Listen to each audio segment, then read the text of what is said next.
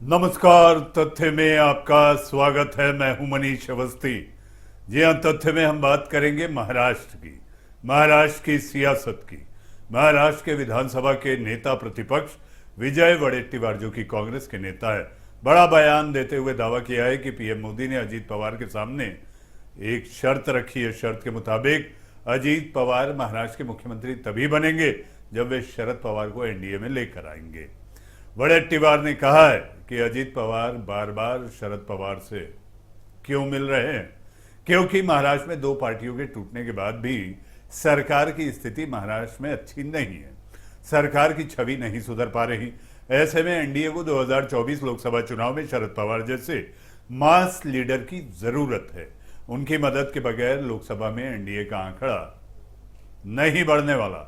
इसलिए अजीत पवार अपने चाचा के पीछे पिछलग्गू की तरह लगे हुए हैं।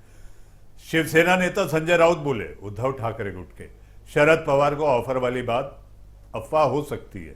एक अंग्रेजी अखबार के मुताबिक शनिवार को पुणे में हुई शरद पवार और भतीजे अजीत पवार की मुलाकात के दौरान अजीत पवार ने शरद पवार को ऑफर दिया कि अगर वे एनडीए में शामिल होते हैं तो उन्हें केंद्र में कृषि मंत्री, एग्रीकल्चर मिनिस्टर और सुप्रिया को भी मंत्री बनाया जाएगा। ऑफर वाली खबर को शिवसेना उद्धव ठाकरे के सांसद संजय राउत ने महज एक अफवाह बताया है। संजय राउत ने कहा कि अगर अजीत पवार इतने बड़े नेता नहीं है कि वे शरद पवार को ऑफर दे सके। अजीत पवार को शरद पवार ने बनाया है, शरद पवार को अजीत पवार में नहीं बनाया है। शरद पवार 4 बार मुख्यमंत्री रहे, कई सालों तक उन्हें सांसद बने रहने का अनुभव भी प्राप्त है। ऐसे में प्रफुल्ल पटेल ने क्या कहा, यह भी सुनिए। हम भाजपा के साथ बिना किसी शर्त के गए हैं, जी हाँ, अनकंडीशनल। एनसीपी नेता अजीत पवार गुट के नेता प्रफुल्ल पटेल, जो कि कभी शरद पवार के बहुत करीबी हुआ करते थे, ने कहा कि हम बीजेपी के साथ बिना किसी शर्त के गए हैं और यह सब भ्रम फैलाने के लिए किया जा रहा है। भ्रम।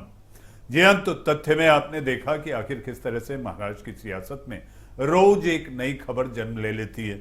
जी हाँ, लेकिन बगैर आग के धुआं नहीं होता, ये भी उतनी बात सच है। हालांकि शरद पवार वो मराठा क्षत्रप हैं कि एक मुट्ठी की खबर दूसरे को नहीं होती। तथ्य में आज के लिए फिलहाल इतना ही। नमस्कार।